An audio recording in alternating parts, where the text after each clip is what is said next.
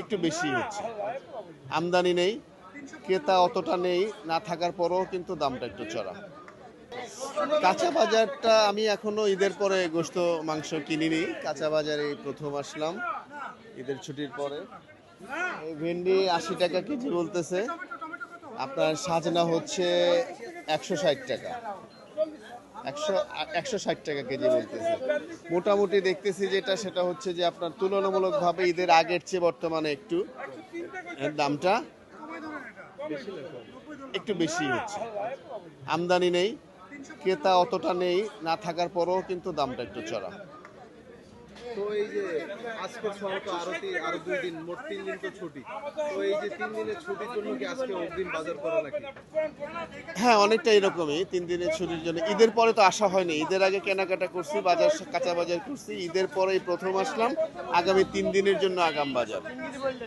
তো সেই হিসেবে বাজারের দামটা একটু বেশি। সে বাজারে বাজার দামটা একটু বেশি। এই যে আপনার মেহেদি একাটি এখানে এখানে 200 টাকার মেহেদি, এখানে 200 টাকার মেহেদি। এই আর কি, আমাদের দেশের পরিস্থিতি তো এরকম।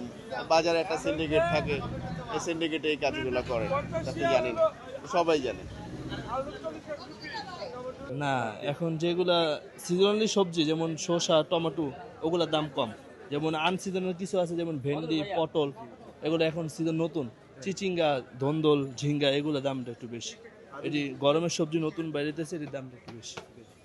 আর ওই যে গুদামে যেটা বলছিল যে গুদামে মজুদ আছে, কিন্তু ওই যে গুদামে কি তো তরকারি মজুদ থাকে? না, ওই যে বিভক্ত না কি সে বললো। ওটা কাটতে পারতেছে না, গাড়ি ঘোড়া বন্ধ, টুকটাক গাড়ি চলে কম, তরকারি তো আর মজুদ থাকে না।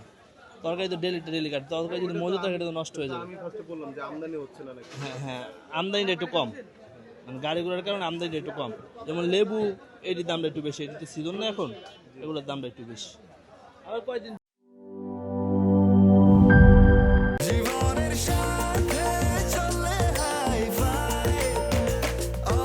স্বাস্থ্যকর অল টাইম, সব সময় অল টাইম হেলদি লাইফ।